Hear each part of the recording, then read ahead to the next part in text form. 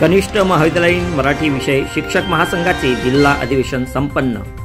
विषय शिक्षकांचे भंडारा जिल्ह्यातील पहिलेच अधिवेशन। प्राध्यापक संजय लिनगुरे यांचा पुढाकार।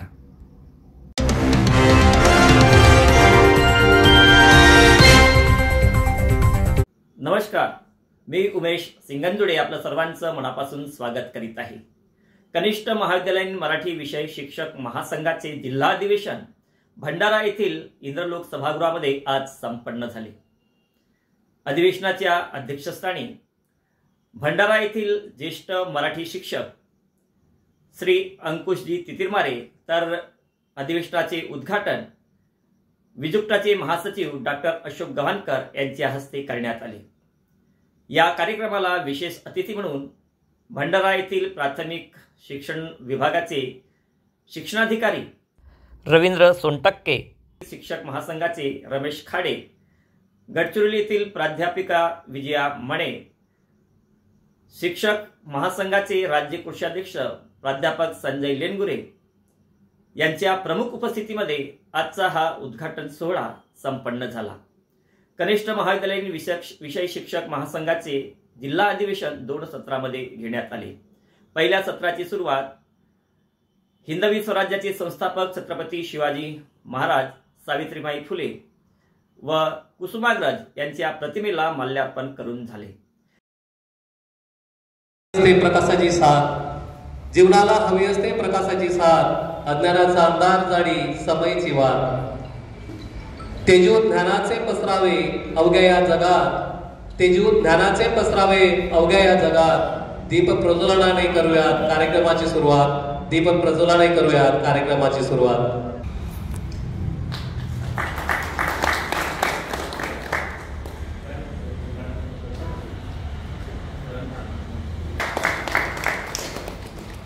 शिवाजी महाराज आम्हाला समता शिकविणारे महात्मा ज्योतिराव फुले, आम्हाला ज्ञानाची शिकवण देणारे सावित्रीबाई फुले, आम्हाला संघर्षाचे बाळकडून देणारे लोकमान्य टिळक आणि आम्हाला संविधान देणारे भारतरत्न डॉक्टर बाबासाहेब आंबेडकर या महाराष्ट्रातील महापुरुषांना विनम्र अभिवादन करून आजच्या या सोहळ्याची उपस्थिती असलेल्या सर्व बंधू आणि भगिनींना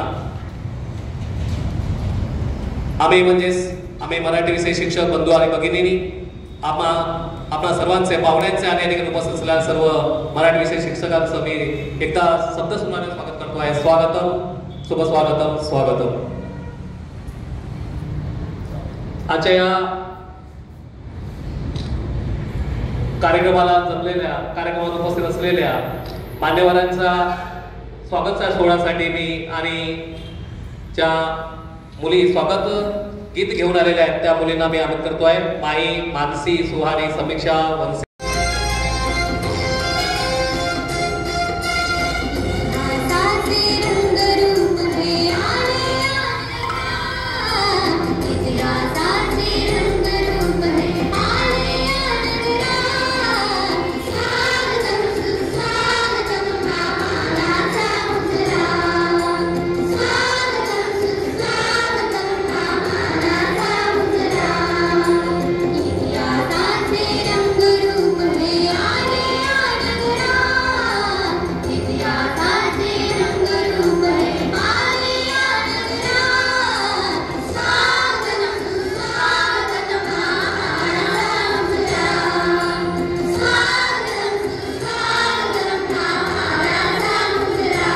कार्यक्रमाचे प्रास्ताविक राज्य कोषाध्यक्ष प्राध्यापक संजय लिनगुरे। मराठी विषय शिक्षकांचा कार्यभार होऊ नये, कारण मी स्वतः बोललो सर, मी 2दा एक्सेस झालेला आहोत। आता जाणून म्हणून काय केले की माझी इच्छा मला इथपर्यंत पोहोचवले।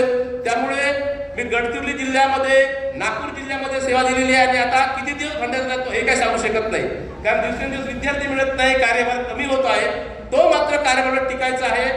आपण रिटायरमेंट झाल्यानंतर आपला कार्यभार मागच्या येणाऱ्या व्यक्ती समोर असायला पाहिजे, ही मात्र इच्छा आहे। जसं म्हणतो ना की आजा मेला नातू झाला, धरते धरते बरोबर असं एक मन आहे खेड्यामध्ये, तसंच लिनगुरे सर सेवानिवृत्त झाले आणि त्यांच्या पाठीमागे येणाऱ्या कोणीतरी कोणी शिक्षक असेल त्याचा कार्यभार कमी होऊ नये यासाठी आपण सदैव प्रयत्न करणे हे आपलं दुसरं उद्दिष्ट आहे।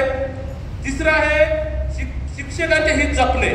सर हा जो गोतावळा आहे आम्ही हित जपत आहोत, पण आज या ठिकाणी बऱ्याच संख्येने लोक उपस्थित आहेत. एकमेकाशी गेल्या 3 वर्षामध्ये संबंधित आहोत. कोणती काही अडचण लागली, व्याकरणाचे प्रश्न असतील, प्रश्नपत्रिका असतील, व्हॅल्युएशनचे प्रश्न असतील, मॉडरेशनचे प्रश्न असतील, आम्ही पर्सनल आमच्या ग्रुपवर हे आपण एकमेकांना शेअर करतो आणि आपण एकमेकांचा हित जपतो आणि शैक्षणिक कार्यासोबतच सुद्धा एकमेकांच्या वैयक्तिक सुद्धा काम करतो. आज सांगू इच्छितो या ठिकाणी चंद्रपूर टीम आली, दोनदेवण आली, हे सगळं आम्ही वैयक्तिक हित जपत असतो आणि विषयाबद्दलचं प्रेम आहे आणि त्या प्रेमापुढेच समोर बसलेले जे पाहुणे मंडळी आहेत हे आपल्याला सहकार्य करतायत. परिषदेला आणि मराठी या संमेलनाला मी उद्घाटक म्हणून आहे. वाक्य पुन्हा सुटलंय. मी आज जाहीर करतो आहे भंडारा जिल्हा आणि या ठिकाणी उद्घाटक म्हणून की आजच्या या मराठी भाषा विषयाच्या कार्यक्रमाचं उद्घाटन झालं असं मी सर्वांसमोर जाहीर करतो. मराठी भाषा महाराष्ट्राची प्रमुख भाषा, परंतु या ठिकाणी असलेल्या भाषेमध्ये बोली भाषा ज्या असतात त्या बोली भाषेमध्ये मी काल गुगलवर एक सर्च केलं की सर्वात कठीण भाषा कोणती. काल गुगलवर एक सर्च केलं की सर्वात कठीण भाषा कोणती. ती मराठी नाही आहे कठीण. काहीच्या मनात आलं असेल की सरांनी जेव्हा मराठीवर बोलतात तर मराठी कठीण असेल. मराठी कठीण नाही आहे. मांड्रीन भाषा सर्वात कठीण आहे जगाच्या पाठीमध्ये. मांड्रीन म्हणजे जी चायनामध्ये बोलल्या जाते. पण संपूर्ण भारतामध्ये सर्वात कठीण भाषा ही मल्याळम आहे आणि नंतर मराठीचा नंबर लागतो. आता मराठी कठीण का झाली, जेव्हा की मराठी आपण सर्व लोक इतका विचार करतो मराठी कठीण का झाली किंवा मराठी, त्याचं कारण आहे मराठीची बोली भाषा. मराठीमध्ये कोकणी, अहिराणी, मानदेशी, मालवणी आणि वराडी या 5 भाषांमध्ये मिश्रण होते आणि प्रत्येक आपण सर्व साहित्यकार मी जे मांडतो आहे कदाचित नाही पटलं तर बाहेर गेल्यावर भेट जा सांगतच तर हे काही चुकीचं आहे मांडण्याचा प्रयत्न असाच करतो की असं कठीण का होते आहे. त्या 5 भाषांमध्ये बोलीभाषा जेव्हा बदलते आहे ना तेव्हा मात्र ही भाषा कठीण होते आहे. महाराष्ट्राची मराठी भाषा आहे पण तुम्ही 20-25 किलोमीटर अंतरावर गेले की बोलीभाषेमध्ये फरक पडतो. बोलीभाषेत फरक असतो. तुम्ही नगरला गेले ना ते मराठीत बोलते पण मला 2 वेळा ऐकल्यानंतर समजत नाही कारण ते वाक्य. तुम्ही नगरला गेले ना कधी काढ मराठीचा बघा ना तुम्ही मराठीमध्ये काय कसं कुठून आले होते तुम्ही, काल पण आम्ही इकडे बोलतो तुम्ही काल दिसलंच नाही म्हणजे मला कळलंच नाही की कालपासून तुम्ही इकडे आले म्हणून मला दिसलंच नाही तुम्ही. म्हणजे म्हटल्याने मला 2 वेळा विचारला की तुम्ही काय म्हणतो आणि आपण एवढं साध्या याच्यात म्हणतो त्यांना कळत. तिकडे नांदेडकडे गेलं ना सर की थोडंसं एक वेगळा भाग वापरतात मराठी. तो तुमचा बारक्या पुरताला आपल्याकडे शिवाय दिल्यासारखं वाटतं. तिकडे बारक्या म्हणजे लहान होते, आपल्याकडे बारक्या म्हणजे तो म्हणजे वेगळा. मराठी तिथे कठीण व्हायला लागते. तुम्ही पुण्याकडे गेले की वेगळंच मराठी वापरलं जातं. अमरावती काय का बसला आणि आपल्या इकडे नागपूर करतो मग वेगळंच का. त्यामुळे मराठी कठीण व्हायला लागते आहे. नागपूरकर जर महाराष्ट्राच्या कोणत्याही कानात जो मराठी बोलणार की ओळखायला येते आणि भंडारेवाला तर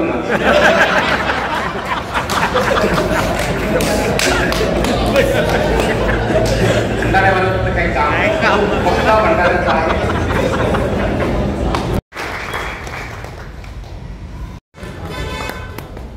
त्याचप्रमाणे सध्यास्थिती प्राचार्य पदावर विराजमान असलेले आपल्या मराठी विषय शिक्षकाचे आणि मराठी विषय शिक्षक आणि त्याचा मान वाढवणारे प्राचार्य अमृत मोतुरे सर. अमृत मोतुरे सर.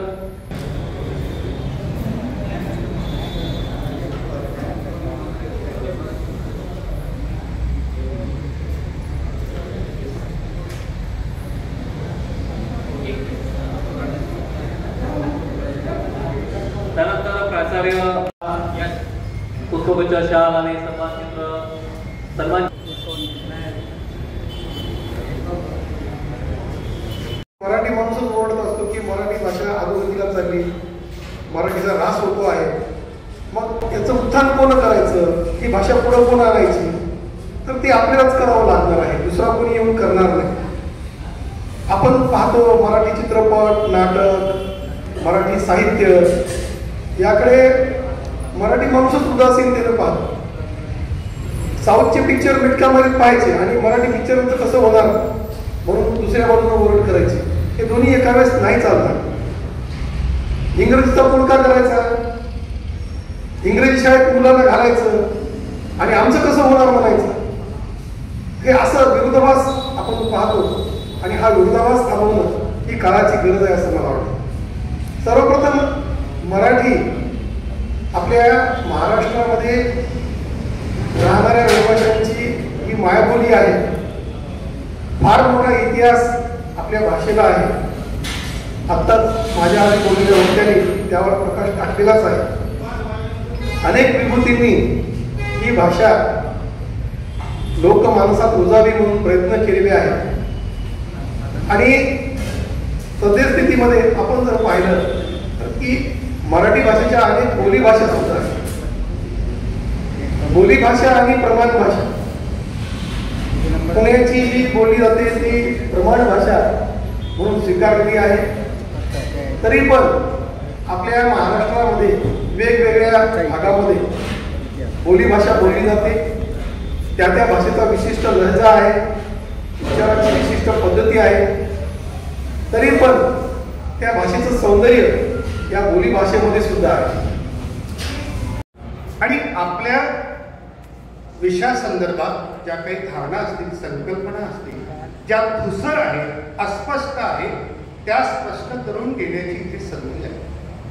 इथे वेगवेगळ्या घटकांवरती बोलणार आहे. कारण तुमचं दुसरं सत्र मला असं वाटतं या पत्रिकेमध्ये नमूद आहे. ते सत्र अतिशय महत्वाचं ठरणार आहे. मित्रांनो, आपण खऱ्या अर्थाने सद्भागी आहोत. तुम्ही म्हणाल की सर भाग्यवान आपण कसे? तर मित्रांनो, एक लक्षात घ्या, आपल्या मानवी जीवनामध्ये 3 माता महत्वाच्या आहेत. त्याच्यामध्ये जन्म देणारी माता, त्याच्यानंतर आपली मातृभूमी, आणि नंतरची जी आहे माता म्हणजे आपली मातृभाषा. जिल्ह्यामधलं गाव आहे, तिथे एक नामांकित शाळा आहे. 3,500 विद्यार्थ्यांची शाळा आहे. आणि त्या शाळेमध्ये कार्य करत असताना माझ्या लक्षात आलं की जी उंची आहे, आपल्या मराठी भाषेची जी श्रीमंती आहे, ती आपल्याला वाढवण्याची आपल्या प्राध्यापक मंडळीवर फार महत्वाची जबाबदारी या निमित्ताने येऊन पडलेली आहे. त्याशिवाय आपल्या मराठी भाषेचा दर्जा उंचावणार नाही. आपलं कार्य सफलतेने पार पडायचं आहे. आणि याची सुरुवात 10-12 वर्षापूर्वीच होऊन गेलेली आहे. आपला जो मराठीचा अभ्यासक्रम आहे 11वी आणि 12वीचा, या पुस्तकामध्ये उपयोजित मराठीचा अंतर्भाव प्रामुख्याने केलेला आहे. आपण विद्यार्थ्यांना कथा कादंबऱ्या शिकवून त्याचं पिंड घडेल, त्यांना जाणीव निर्माण होईल, हे तर ठीक आहे. परंतु त्या विद्यार्थ्यांमध्ये खऱ्या अर्थाने उदरभरण करण्यासाठी जे कौशल्य त्या विद्यार्थ्यांमध्ये यायला पाहिजे, तर हे उपयोजित मराठीची प्रकरण आहे, पाठ आहे. त्या पाठांचा चांगल्या प्रकारचा सराव आपण विद्यार्थ्यांकडून करून घेतला तर ते कौशल्य, ते स्किल त्या विद्यार्थ्यांमध्ये निर्माण होईल आणि उदरनिर्वाहाची सोय खऱ्या अर्थाने त्यामध्ये होईल. मित्रांनो, त्याचप्रमाणे शासन स्तरावर देखील अलीकडच्या युगामध्ये आता म्हणजे 2023 NEP आहे की राष्ट्रीय शैक्षणिक धोरण 2023 मध्ये मातृभाषेवर भर जास्त प्रमाणावर दिलेला आहे. आणि आपण जगाचा विचार करतो आहोत की ज्या देशांनी त्यांच्या स्वभाषेमध्ये उच्च शिक्षणाची सोय केलेली आहे, तर त्यामध्ये ते जास्त प्रमाणामध्ये प्रगत पावलेले आहेत. आणि आपल्या देशामध्ये उलट चित्र आहे. सामान्य शिक्षण हा मातृभाषेमधून दिला जातो, परंतु विद्यार्थ्यांना उच्च शिक्षित व्हायचे असेल किंवा उच्च शिक्षण त्यांना प्राप्त करायचे असेल, उदाहरणार्थ MBBS आहे, इंजिनिअरिंग कॉलेज आहे, पॉलिटेक्निक आहे किंवा विविध प्रकारचं तंत्र शिक्षण आहे, हे आंग्ल भाषेमध्ये आहे. आणि जोपर्यंत प्रादेशिक भाषेमध्ये ते येणार नाही, मग ती कोणती महाराष्ट्राची असो किंवा मध्य प्रदेशची असो किंवा तामिळनाडूची असो, कारण आपण आंग्ल म्हणजे पाश्चिमात्य राष्ट्राचा विचार केला, प्रगत राष्ट्राचा विचार केला, तर ते प्रगत राष्ट्रांमध्ये जसं फ्रान्स आहे, चीन आहे, अमेरिका आहे, ते त्यांच्या भाषेमध्ये त्यांनी उच्च शिक्षणाची सोय तेथील विद्यार्थ्यांना उपलब्ध करून दिली. आणि त्यामुळे ते जास्त विद्वान झाले, जास्त प्रमाणामध्ये त्यांची प्रगती झाली. तर त्याच प्रकारची सोय जर शासन स्तरावरून आम्हा शिक्षकांना जर प्राप्त करून दिली, तर आपल्याला जे विद्यार्थी घडवायचे आहेत, भावी पिढी घडवायची आहे, आणि अभिजात भाषेचा जो दर्जा आपण आपल्या मराठीला प्राप्त झालेला आहे त्याची उंची वाढवायची आहे, तर आपल्याला ते काम सोपं होईल अशी ही अतिशय महत्त्वाची जबाबदारी मराठीच्या शिक्षकांवर येऊन पडलेली आहे. आणि तसेच उपस्थित सर्व मान्यवर, आजच्या या कार्यक्रमाला आयोजक म्हणून सर्व आयोजकांनी बरीच चर्चा केली व सर्वांच्या मनावर कार्यक्रमाचे यशस्वीबद्दल खूप दडपण होते. पण बरोबर एवढा कार्यक्रम आपण यशस्वीपणे पार पाडलं. तर सर्वात प्रथम मी राज्यस्तरीय पुरस्कार प्राप्त शिक्षकांना अभिनंदन करते. तसेच सर्व सेवानिवृत्त सर्व प्राध्यापक वृत्तांना पुढील वाटचालीसाठी शुभेच्छा देते. खरे पाहिले तर आभार मानायचे परक्याचे असते आपल्या, पण तरी पण आयोजकांनी मला जबाबदारी या नात्याने आभार प्रदर्शन करायला सांगितले, म्हणून मी थोडक्यात आभार प्रदर्शन करत आहे, कारण की वेळ बरीच झालेली आहे. एक शब्द उद्घाटनासाठी. फुलांचे हार कशाला, आभाराचे भार कशाला, नाते जपले हृदयाचे, त्या नात्याला दार कशाला, दार कशाला. या कार्यक्रमाचे उद्घाटक माननीय डॉक्टर अशोक गव्हाण सर, महासचिव विजुक्ता यांनी आपल्या सततच्या कार्यक्रमामधून वेळात वेळ काढून आपण सर्वांना अमृततुल्य मार्गदर्शनाचे बाळकडू पाळले, त्याबद्दल मराठी विषय महासंघ भंडाराच्या वतीने मी त्यांचे खूप खूप आभार मानते. तसेच पुढील मार्गदर्शन सुद्धा त्यांचे लाभेल अशी मी अपेक्षा व्यक्त करते. तसेच आजच्या कार्यक्रमाला लाभलेले अध्यक्ष सन्माननीय प्राध्यापक अंकुश नितिरमारे सर, मार्गदर्शक कनिष्ठ महाविद्यालयीन मराठी शिक्षक महासंघ भंडारा यांनी सुद्धा आम्हाला मोलाचे मार्गदर्शन केले, त्याबद्दल सुद्धा त्यांचे मी खूप खूप आभार मानते. तसेच या कार्यक्रमाला लाभलेले प्रमुख अतिथी म्हणून माननीय श्री रवींद्र सोनटक्के सर, शिक्षणाधिकारी प्राथमिक भंडारा यांनी सुद्धा वेळात वेळ काढून आम्हाला योग्य मार्गदर्शन केले व नवीन योजना सांगितल्या, त्याबद्दल सुद्धा त्यांचे खूप खूप आभार मानते. तसेच माननीय प्राध्यापक रमेश खाडे सर, मराठी विषय शिक्षक संघ अमरावती यांनी सुद्धा आपला अमूल्य वेळ देऊन आम्हाला मोलाचे मार्गदर्शन दिले, त्याबद्दल सुद्धा मी त्यांचे खूप खूप आभार मानते.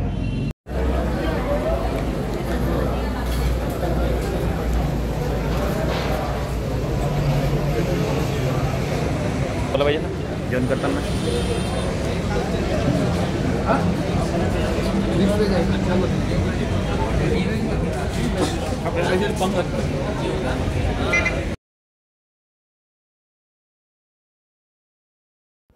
आज भंडारा येथे संपन्न झालेले कनिष्ठ महाविद्यालयीन मराठी विषय शिक्षक महासंघाचे जिल्हा अधिवेशन हे जिल्ह्यातील विषय शिक्षकांचे पहिलेच अधिवेशन मानले जात आहे आणि म्हणूनच हे जिल्हा अधिवेशन ऐतिहासिक ठरले आहे.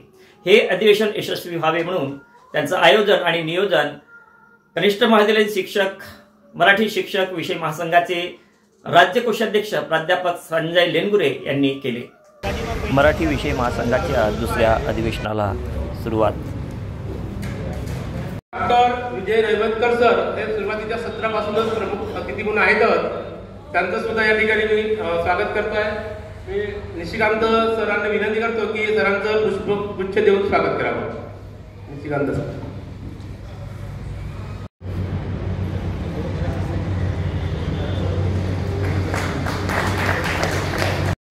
खऱ्या अर्थाने आपलं अध्यक्षस्थान भूषविले श्याम यांची एक शाळा सायन्स आर्ट 2 आदरणीय उकडे मॅडम यांचं नियुक्तीपत्र द्यावे.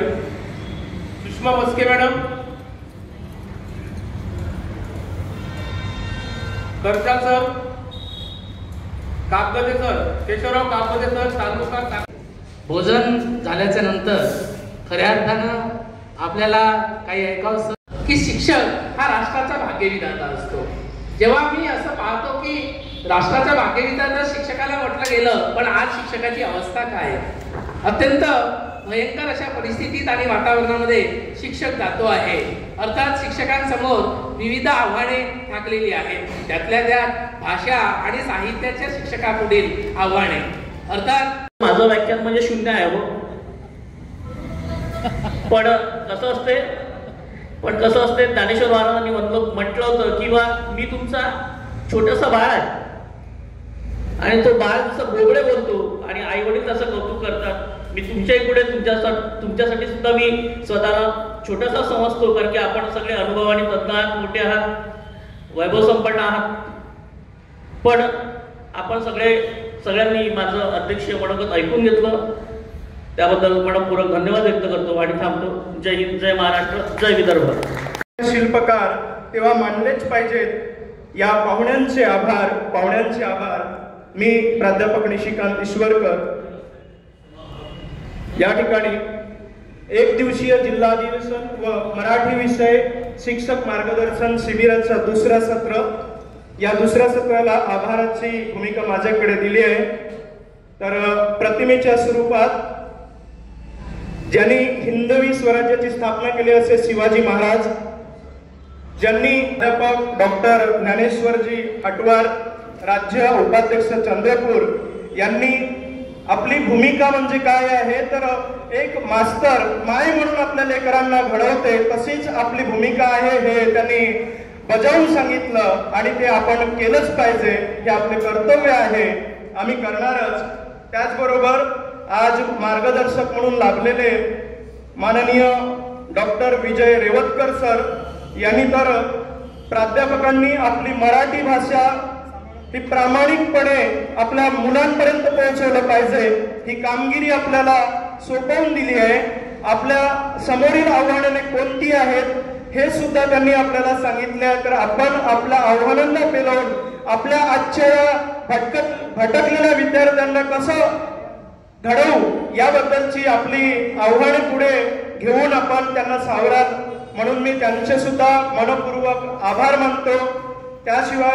त्याचबरोबर या ठिकाणी दुसरे मार्गदर्शक म्हणून लाभलेले प्राध्यापक माननीय डॉक्टर जयश्री सातोरकर भंडारा यांनी सुद्धा आपल्या भंडारा जिल्ह्यातील जी मराठी आहे कुठपर्यंत पोहोचलेली, ज्यांनी ज्ञाना रचिला पाया असं म्हटलेलं आहे. ज्ञाने रचिला पाया नामा तयाचं कंकर तुका झालासे कळस, ही जी ओवी गायलेली आहे त्याप्रमाणे आपल्याला सुद्धा कळस होऊन आपल्या भंडारा जिल्ह्यातील जी शब्द आहेत पोहोचवावे लागतील. त्याचबरोबर मी त्यांचे मनस्वी आभार मानतोय. त्याचबरोबर या ठिकाणी उपस्थित माननीय एस पवार सर जिल्हाध्यक्ष यवतमाळ यांनी सुद्धा आपलं वेळ काढून या ठिकाणी उपस्थिती दर्शवली, त्याबद्दल मी सुद्धा त्यांचं आभार मानतो. त्याचबरोबर माननीय पवनजी कटरे जिल्हाध्यक्ष गोंदिया यांनी सुद्धा कालपासून आमच्या या कार्यक्रमाला उपस्थिती दर्शवली, त्याबद्दल मी त्यांचे आभार मानतोय. त्याचबरोबर या ठिकाणी उत्कृष्ट असं मार्गदर्शन केलेलं आहे, नावामध्येच त्यांचं नाव लपलेलं आहे. प्राध्यापक डॉक्टर विठ्ठलजी चौथाले सर यांनी तर म्हटलेलं आहे की विद्यार्थ्यांची जी भाषेविषयीची जिव्हाळा कसं निर्माण कराल याबद्दल त्यांनी मार्गदर्शन केलं. प्राध्यापक सरांचं पण मी खूप आभार मानतोय. त्याचबरोबर या ठिकाणी आवर्जून उपस्थित डॉक्टर विजय हेलवटे सर चंद्रपूर राज्य सल्लागार यांनी सुद्धा या ठिकाणी उपस्थिती दर्शवली, त्याबद्दल मी त्यांचा आभार मानतोय. अशाच वेगवेगळ्या माहितीसाठी आमच्या AUS दस्तक YouTube चॅनलला लाईक, सबस्क्राईब करा आणि पुढील व्हिडिओचं नोटिफिकेशन होण्यासाठी बेल आयकॉनला प्रेस करण्यास विसरू नका. धन्यवाद.